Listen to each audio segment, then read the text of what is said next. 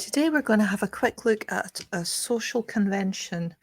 Now, a social convention is a kind of habit or a ritual that people have in their community that's not really written down anywhere, and it's not obvious to new people arriving into the culture that there's a kind of baggage associated with the thing that you're trying to do. So just for fun, we're going to have a look at a fun one today.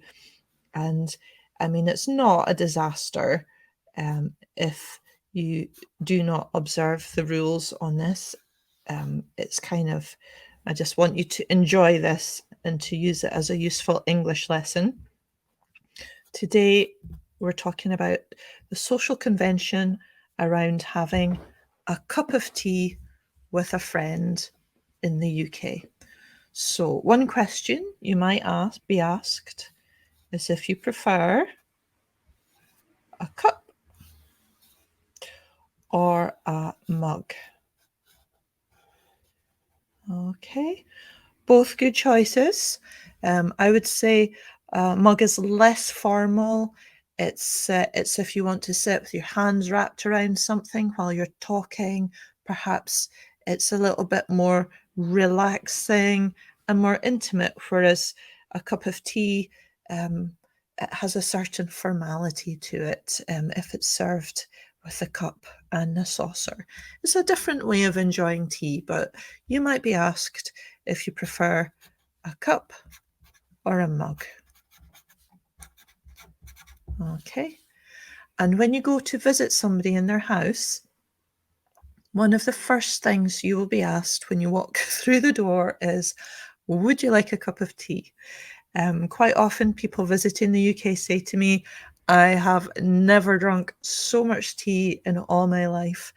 We are a big nation of tea drinkers, definitely. And there's a couple of social conventions around it. So, for example, when somebody says to you, would you like a cup of tea? The answer is either positive or negative. We agree. And there's not really, in theory, there's not really a wrong answer here. However, when people says, would you like a cup of tea? It's really, I want you to sort of think of the cup of tea as being this little gift that somebody can give you to make you feel welcome in their house. So a cup of tea is us saying, can we do this for you? Can we give you this? And then because it's an offer, you obviously can say, oh, yes, please. And we'll look at all the different options. However, it gets complicated if you want to say no, thanks. Okay. Ordinarily, shouldn't be a problem. You're entitled to not like tea or not want a cup of tea at that moment in time. However, it startles people. It kind of, the social convention is to accept the cup of tea. So let me give you a couple of ways of declining a cup of tea. So let's get this verb here, to decline. So we could say, no thanks, I've just had one. Okay, I have just had a cup. Or no thanks, I never drink tea in the afternoon, I can't sleep. Or that's very kind of you, but I'd prefer a glass of water. And this third option's really good because it gives people another way to give you this gift, to be kind to you. So yeah, no thanks, I'd prefer a glass of water. It's absolutely fine. And then I would say it's actually socially more acceptable to ask for the glass of water, even if you don't drink it, than just to decline the cup of tea. So yeah, different reasons. You don't have to give a detailed explanation for your cup of tea. However, you do want to avoid being abrupt. Okay. In many cultures, if somebody says, would you like a cup of tea? You would say, no. And that's enough. That is enough of a conversation. but oh, not in the UK. So remember, this cup of tea is a gift to you, and you can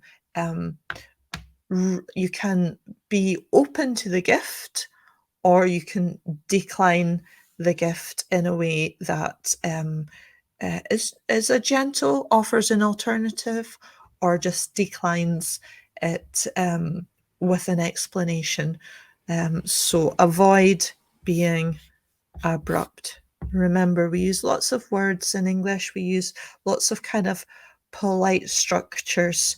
And one useful one here would be just to say actually. Okay, actually just softens it. So no thanks. And then actually, I don't even drink tea. Actually,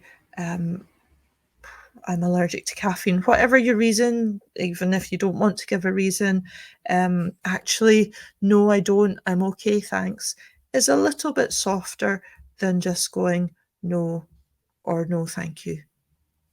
And then sort of killing the offer, killing that conversation dead.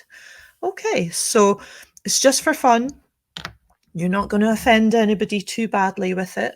I just wanted to make this kind of weird tea drinking ritual that we have in the UK more visible to you, so that it will help you. It will help you make friends here. It will help you spend time in people's houses, and it will help you feel like you're understanding all the contexts and subcontext of the conversation around you. So let me know in the comments if it's useful. Let me know if you've got some ways, some expressions to decline that cup of tea. Okay.